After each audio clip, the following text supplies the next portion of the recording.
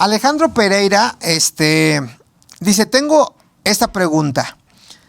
Déjenme hacerlo grande porque me manda unos asientos contables y dice, realizo pagos a mis proveedores. Por ejemplo, el 23 de agosto del 2020 le compré a crédito. Ese mismo día me emitió mi factura por $3,000, perdón, con un tipo de cambio de 22.176, quedando de la siguiente manera. Fíjense nada más, hago una crítica constructiva.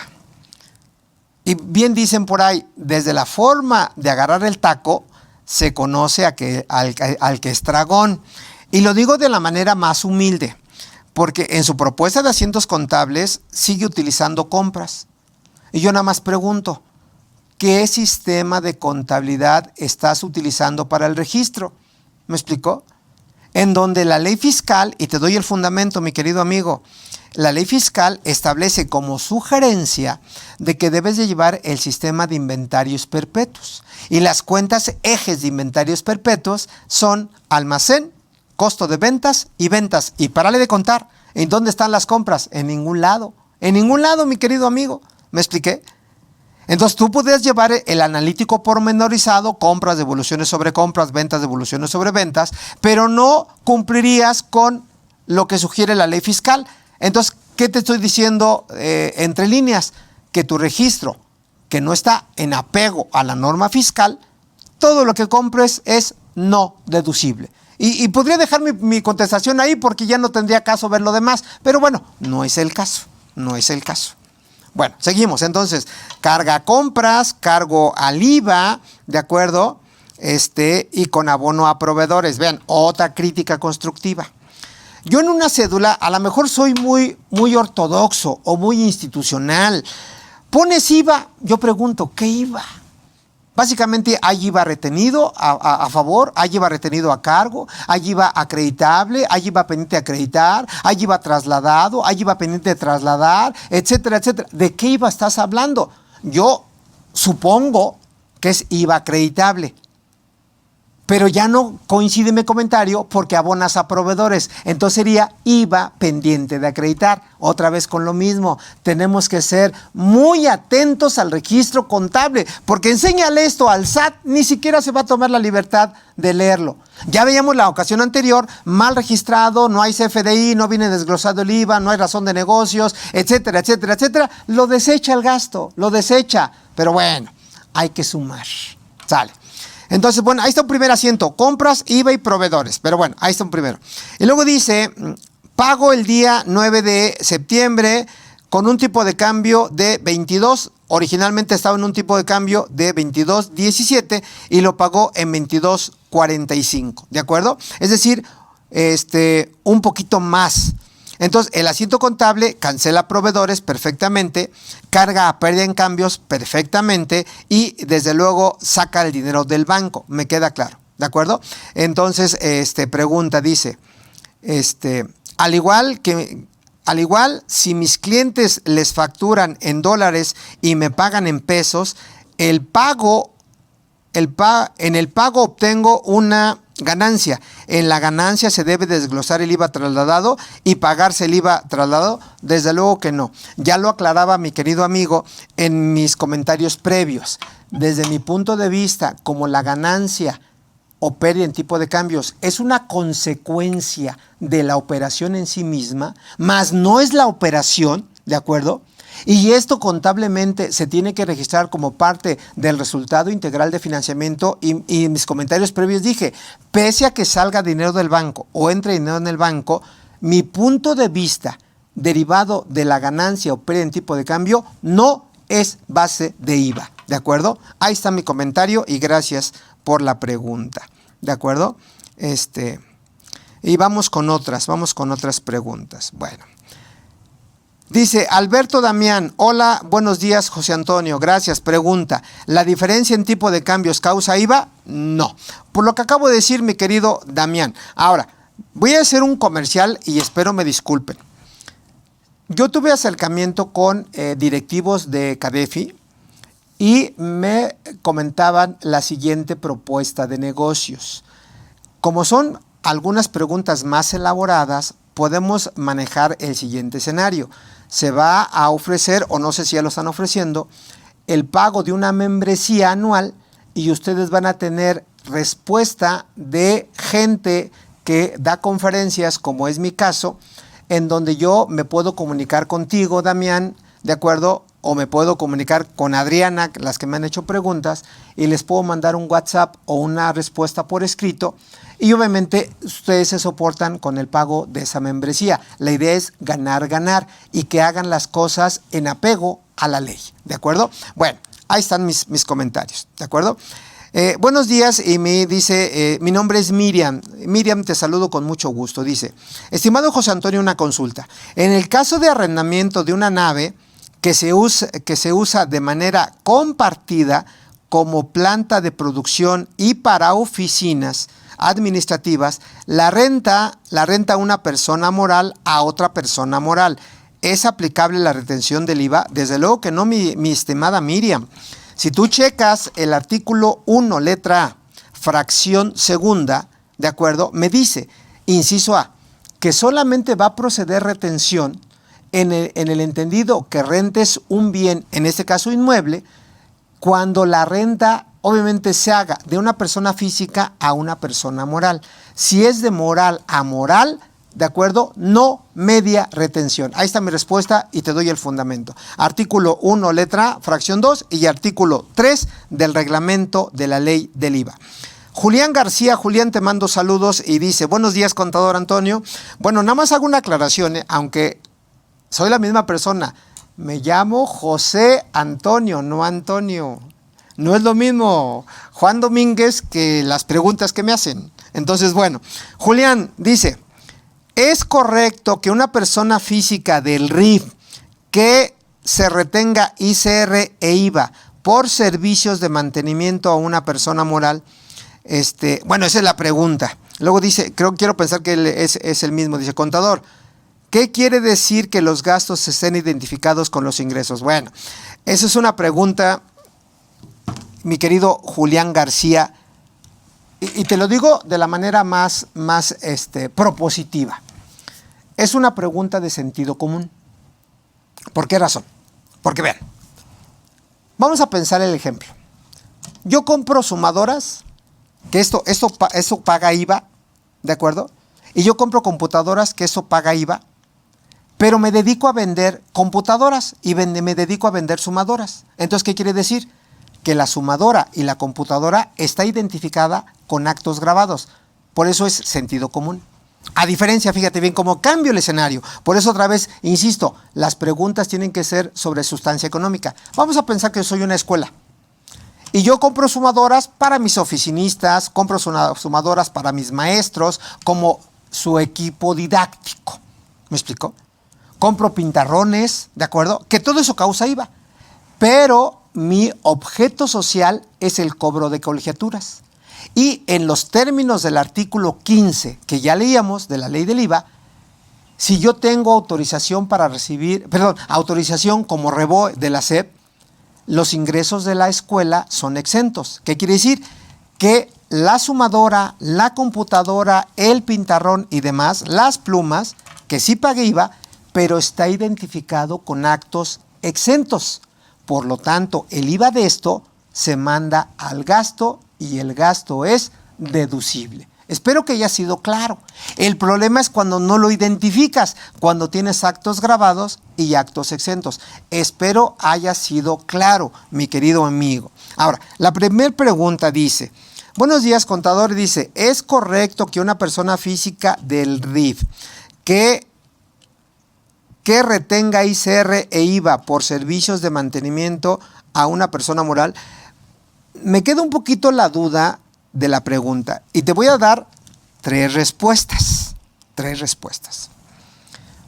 Primera respuesta, una persona que esté en RIF a la cual se le retiene el ICR y el IVA es con la reforma fiscal de las plataformas tecnológicas que entró en vigencia en este año. Estoy citando, entre otros artículos, artículo 113A, B y C de la ley del impuesto sobre la renta. Y estoy citando por ahí del artículo 18J, K y demás de la ley del IVA. ¿De acuerdo? Ahí está un primer comentario. Pero ese primer comentario implica que si estás en RIF y cobras a través de plataformas tecnológicas, te tienes que salir de RIF por ese cobro y tributar como plataforma tecnológica. No sé si queda claro esa primera respuesta. Segunda respuesta. Si estás en RIF, ¿de acuerdo? Y prestas un servicio o enajenas bien que mandas a tu personal con tus clientes para que instalen o presten el servicio, ahí sí aplica retención únicamente de IVA, que es el 6%. ¿Por qué? Porque estás poniendo a disposición personal tuyo a tus clientes. ¿Sí queda claro? Ahora, tercer comentario, que es el esquema transparente. Si yo soy RIF y vendo aguas, vendo sumadoras, vendo computadoras, ¿me explico? Y no utilizo plataformas, ¿hay retención de renta o de IVA? No. ¿Sí quedó claro, mi amigo? Pero no te olvides que para estar en RIF, ¿de acuerdo?, puedes tener otros ingresos, que es una derivación. Puedes tener ingresos por arrendamiento, por salarios, por asimilables y por intereses. Nada más que en los términos del artículo 111 no tienen que rebasar en su conjunto 2 millones de pesos. Espero haya sido claro, mi querido amigo. Sale. Seguimos con otro par de preguntas más antes de salir a el desayuno. Me pregunta Irving Clemente. Yo creo que tenemos que dar un curso específicamente de RIF porque hay muchas preguntas. Dice, Irving, número 1 dice, un RIF con un empleado se dedica a la instalación de tubería para compresores industriales. ¿Se debe retener el IVA? Sí, sin problema. Por lo que acabo de mencionar. Siempre y cuando mandes a tu trabajador. Si vas tú como dueño, no hay retención del IVA, es poner a disposición de tu cliente trabajadores. Por eso yo en su momento dije, la fracción cuarta del artículo 1, letra A, se confunde mucho con outsourcing, porque originalmente así venía planteada la reforma. Solamente a las empresas de suministro de personal se les iba a retener el 6% del IVA, pero de la propuesta de reforma a cómo quedó la reforma en IVA es a cualquier proveedor que ponga a disposición de su cliente personal. Ahora, vimos algunas preguntas frecuentes y les dije que los contadores como persona física o como despacho no estamos ahí. Es decir, no nos retienen. Los abogados como persona física y como persona moral tampoco están ahí, no nos retienen. Pese a que sí podemos poner a disposición de mi cliente personal. El ejemplo en una auditoría. Digo, nada más, o para llevar un crédito fiscal ante el SAT. Hay nada más para que tengan la película completa. Pero bueno, Irving, ahí está la primera respuesta. Y luego sigue en el mismo contexto, dice, el empleado que es el que efectúa las instalaciones. Bueno, ya está incluida la. Dice, número 2, una compañía contrata servicio de operación de maquila. El proveedor pone personal a operar la maquinaria. Se debe retener el IVA. La maquinaria es del cliente, pero está en las instalaciones del proveedor. Bueno, mira, en las dos preguntas, mi querido Irving, mi punto de vista es que sí, porque encuadra perfectamente en la fracción cuarta del 1, letra A. Ahora bien, nada más ten mucho cuidado en el entendido de que si tú eres el que maquila y yo, que soy tu cliente, te pongo a tu disposición la maquinaria, yo puedo entender que a lo mejor ya no es una maquila como tal, ya es una prestación de servicio. Y ojo también con la maquinaria, porque se supone que si tú maquilas, todos los instrumentos de trabajo deben ser tuyos. ¿De acuerdo? Como proveedor, no como tu cliente. De lo contrario, puedes tener un conflicto de intereses llegada a una revisión por parte de la autoridad. ¿Y por qué también menciono esto? Pues nada más imagínate que yo mando a mi amigo que es mi trabajador, ¿me explicó? Y lo mando a tu empresa y lógicamente opera tu maquinaria. La pregunta es, ¿esa maquinaria de quién es? ¿Tuya? No, es de tu cliente. Por lo tanto, mi trabajador, que es mío, valga un poquito el comentario, pues por utilizar maquinaria de un tercero, este trabajador puede demandar a ese tercero, acreditando que es trabajador de él y no mío. Entonces, ve los problemas que puedes ocasionar. Es como en una subcontratación. Mando a mi gente, aparentemente es mío, pero ¿de quién es el escritorio? De mi cliente. ¿De quién es la computadora? De mi cliente. ¿De quién es el pintarrón? De mi cliente. Entonces, realmente, ¿es subcontratación? No, son vicios que se cometen al día con día. Así es que aguas con todo esto, mis amigos. Aguas con todo esto. Bueno, seguimos un par de minutos más. Dice: buenos días, maestro José Antonio, gracias. Le escribe contador Carlos Vázquez de Tuxtla Gutiérrez. Carlos, un abrazote desde México a Tuxtla. Dice: mi pregunta sería la siguiente. ¿Podría darme el fundamento que platicaba la vez anterior de la no prescripción de saldos a favor? Buenísima pregunta, buenísima pregunta. Y no es que la haya yo formulado, mi querido Carlos. Dice: le comento que estoy recuperando cantidades a favor del ejercicio 2015. Y según lo aprecio yo, mientras no se cierre el expediente, esas cantidades aún son recuperables, ya que hayan transcurrido más de 5 años. Mi querido Carlos, yo coincido contigo. Vean, por eso yo siempre he sido convencido, porque alguien me pregunta, nada más para darle un contexto a tu pregunta, Carlos. Cuando alguien me preguntaba, que di muchos años clase en el Politécnico, que les mando un fraternal abrazo, estudié en la UNAM yo también una especialidad que te mando a mis colegas, amigos, maestros, otro fraternal abrazo, y me preguntaban muchas veces: oye, contador, ¿tú cómo aprendes fiscal? Pues para aprender la ley fiscal, la primera receta de cocina es saber leer. Y digo saber leer en atención al significado de las palabras. Es decir, es una aplicación gramatical o conceptual de la ley. ¿Por qué menciono esto, Carlos? Porque en los términos del artículo 6, es más, lo vamos a leer, si me ayudas, Inge, para ponerlo a cuadro, la ley. Si nos vamos al artículo 6 de la ley del IVA, y el párrafo es muy chiquito, dice, gracias, dice: cuando en la declaración de pago resulte un saldo a favor, el contribuyente únicamente podrá acreditarlo contra el impuesto a su cargo que corresponda en los siguientes meses hasta agotarlo, o solicitar la devolución. Y luego hace la aclaración: cuando se solicite la devolución, deberá ser sobre el total del saldo a favor. Y es lógico, ya lo platicaba, ¿de acuerdo? Y también hace una precisión: los saldos cuya devolución se solicite no podrá acreditarse en declaraciones posteriores. Pues es lógico. Si ya solicitó el saldo a favor total, no lo puedo acreditar. Ahora, ¿por qué menciono esto? Porque la palabra que hoy nos debe de ocupar, Carlos, se llama acreditamiento. ¿Y qué es el acreditamiento? Restar el IVA que me trasladaron mis proveedores al IVA que yo trasladé. En otras palabras, para no confundirte, del IVA trasladado le resto el IVA acreditable. Y si mi IVA acreditable es mayor, en consecuencia me da saldo a favor. Ese saldo a favor lo quiero acreditar. ¿Acreditar qué quiere decir? Como ya lo vimos en la declaración, lo puedo seguir aplicando en las próximas declaraciones hasta agotarlo. Ahora, ¿por qué menciono esto? El fundamento no lo encuentras textualmente en el código. Lo vas a encontrar en el diccionario de la Real Academia de la Lengua Española, que dice: acreditar es ejercer un derecho en el tiempo hasta que se concluya. Entonces, ¿qué quiere decir esto?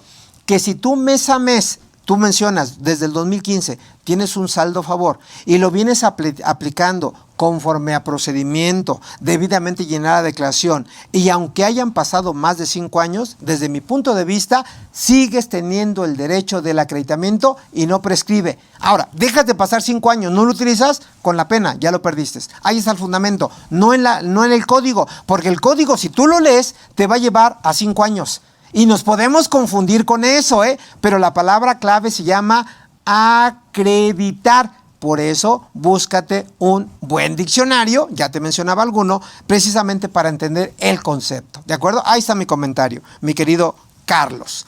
Seguimos con algunas otras preguntas. Bueno, dice Nuri Roxana. Nuri, te mando un saludo y dice: Una pregunta. Soy persona física transportista y contrato a una persona moral que su giro es transportista para hacer un viaje grande. La persona moral, al hacerme el CFDI, me hace la retención del 4%. ¿Es correcto? Claro. Si tú checas el artículo 1, letra A, fracción segunda, te preciso ahorita el dato, es más, lo vemos aquí de una vez. Te preciso el inciso, mi querida amiga, en donde vean, insisto, la parte importante es saber aplicar el texto de ley para ver si procede o no la retención. Vean, aquí ya estoy por ubicarlo. Dice, artículo 1, letra A, dice el texto. Están obligados a efectuar la retención del impuesto que se les traslade los contribuyentes que se ubiquen en alguno de los siguientes supuestos. Fracción segunda, sean personas morales que... Esa fracción segunda es el cliente. Y luego dice, nos vamos precisamente al inciso C y dice, reciban servicios de autotransporte terrestre de bienes prestados por personas físicas o morales. Entonces, de moral a moral, ¿hay retención? Sí, ahí está el fundamento. ¿Queda claro? Si fuera tu cliente persona física, ahí ya no. Entonces tienes que hacer la combinación. Pero bueno, ahí está mi fundamento, ahí está mi respuesta. Mi querida, deja recordar cómo se llama, cómo te llamas. Es que ya me pasé otra pregunta. Discúlpenme. Nuri Roxana, ahí está. ¿De acuerdo? Contadora Graciela dice, buenos días maestro Antonio. Otra vez, José Antonio. Aunque les cueste un poquito más de tiempo. Pregunta, si tengo dos taxistas de Uber, bueno, está bien, dos taxis de Uber, y otro taxi normal, urbano, ¿los dos graban IVA? No. Yo te podría decir, mi querida Graciela, de acuerdo a lo que es el artículo 15, específicamente de la ley del IVA, me dice que el servicio público de personas, aquí la parte importante es entender el término público, ¿de acuerdo? Que viene definido por resolución miscelánea, en donde básicamente si tienes un taxi con la cromática, que así se llama, de taxi obviamente urbano, ese servicio de taxi es un ingreso exento para efectos del IVA, que quede claro. Sin embargo, reforma para este año. Los Uber o los Didi, así se llama, los Didi, que son vehículos privados, pero que utilizan la aplicación, sí están grabados por IVA, pero no pueden tributar como régimen de incorporación fiscal, por lo que ya platicaba. Y ahí les van a retener el ICR y les van a retener el IVA, ¿de acuerdo? Y el IVA puede ser el 50%, ¿de acuerdo? Si muestran su RFC, o el 100% si no muestran su RFC. ¿A quién le van a mostrar su RFC? Pues lógicamente al que opera la plataforma de la plataforma digital. Entonces ahí está mi comentario. Otra pregunta dice Eduardo Rivera Cortés y dice, sí ya me dice José Antonio, gracias Lalo. Dice, una pregunta, si realizo ventas por servicios en septiembre, aquí lo voy a apuntar para que no se me pase. Ventas por servicios en septiembre donde aplico la retención del 6%. Ok, 6%. Sin embargo, el pago de mi cliente es hasta octubre. ¿Puedo acreditar el IVA del 6% en septiembre o hasta que me pague mi cliente? Bueno, mi querido Eduardo, como ya lo vimos, el artículo 1, letra A, me dice que la retención tiene que ser sobre flujo de efectivo. Por lo tanto, si en septiembre soltaste el CFDI, no hay flujo de efectivo, no causas el IVA y no te retienen. Se tiene que aplicar el IVA correspondiente hasta el mes de octubre. O también se aplica, si lo quieres hacer así, cuando el interés del acreedor se dé por satisfecho. Es decir, que intervenga un tercero, ¿de acuerdo? Ahí sí podrías darle efectos directamente al IVA.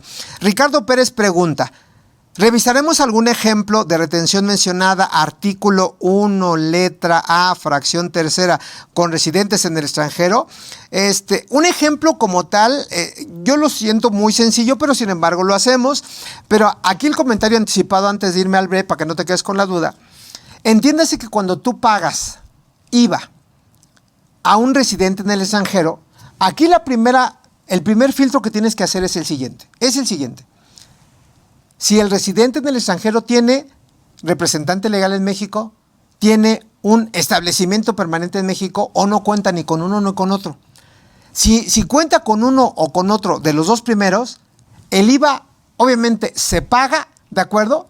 Y si es persona física, procede la retención de las 2/3 partes. Pero si es persona moral, no procede la retención de nada, ¿eh? Y directamente el representante legal o el establecimiento permanente paga el IVA. Pero si no tuviera establecimiento permanente o representante legal y fuera una persona física, ahí sí manejaríamos un IVA virtual. Te pago 100,000 más IVA, ¿de acuerdo? Pero te retengo el IVA. Entonces, el IVA ahí, por ejemplo, pues sí tiene un doble efecto. IVA acreditable e IVA trasladado. ¿Sí me expliqué? IVA retenido, perdón. Pero, sin embargo, según el artículo 5, fracción cuarta, primero entera la retención y en el segundo mes acreditas el IVA. Y regresando del BEI hacemos el asiento contable. Y la última pregunta de este primer bloque. Dice, una pregunta, me escribe Miriam Montiel. Miriam, te mando un saludo. Dice, una pregunta, tengo una empresa de seguridad privada. ¿Es obligatorio que me retengan el 6% del IVA? Sí, siempre y cuando mandes a tu personal con tus clientes. Y sí, se tienen que retener. Y si quieren también hacemos el asiento contable de cómo se registra la retención del IVA. ¿De acuerdo? En donde estamos ya en la recta final, en el sprint final de lo que es el diplomado del IVA, donde surgen tantas y tantas preguntas que agradezco a ustedes su interés, sus dudas, sus inquietudes, y de verdad hago lo mejor posible para darles el fundamento, el sustento, y qué mejor que la decisión, pues obviamente la tomen ustedes de manera muy propositiva, con el ánimo realmente de que las cosas estén bien. ¿De acuerdo? Porque déjenme decirles que, bueno, pues estamos ya muy compenetrados en la capacitación, donde realmente es ser un factor propositivo para ustedes, para que realmente ustedes mismos, sus clientes no tengan problemas con el fisco, porque lamentablemente vienen cambios, como ya lo anticipaba antes del break, vienen cambios para el año 2021 donde se va a precisar precisamente conceptos que la autoridad está considerando indispensables precisamente para la deducción y en su caso el acreditamiento en materia de IVA. Las personas que por alguna razón se distrajeron en estas 4 sesiones, yo en una lámina que vi la semana pasada les dije, hay por lo menos de 18 a 20 requisitos que debemos de cumplir para que proceda la devolución del IVA y en su caso el acreditamiento. Por retomar los más importantes, los más trascendentales. Número 1, que desde luego se cuente con el CFDI, que venga el IVA desglosado de forma especie y por separado, eso se da por entendido, ¿de acuerdo? Que como ya lo comenté también vienen cambios en materia de CFDIs. Número 2, que se tenga un contrato donde se establezca de manera muy puntual cuál es el servicio, el bien que estoy comprando y que ese contrato, de acuerdo a una jurisprudencia que se publicó así hace algunos meses antes de la pandemia, que se eleve ante notario público para que adquiera el concepto llamado fecha cierta y ese contrato me va a servir para acreditar la deducción y en su caso el acreditamiento en materia de IVA. Número 3, que se cuente con el concepto llamado que el gasto es estrictamente indispensable, que van a ver ahorita que voy a retomar ese concepto en una pregunta que me hacen. Y otro concepto, otro requisito es que se tenga razón de negocios. Es una reforma para este año que no es nueva, ya viene desde el 2015 y nos las propuso precisamente la OCDE en muchos de sus conceptos que ha tenido bien comentarnos. Y así me puedo seguir, mis queridos amigos, precisamente para que ustedes tengan la certeza de que el saldo a favor de IVA procede su acreditamiento o en su caso la devolución. Y desde luego lo que hemos sido muy enfáticos y por eso vimos la propuesta del llenado de la declaración de IVA en donde precisamente tenemos que identificar, y ya lo mencionaba yo, identificar la compra de este folder con los actos grabados, ponía el ejemplo de la sumadora, ponía el ejemplo de la computadora, de todo, identificarlo con actos grabados, ya sea al 0 al 16, para que proceda sin temor a equivocarme el acreditamiento acreditamiento del impuesto al valor agregado, y así podemos seguir, mis amigos. Pero bueno, con el ánimo de ser propositivos, quedó pendiente de mi parte y vamos a retomar algunas otras preguntas avanzándole también con el material.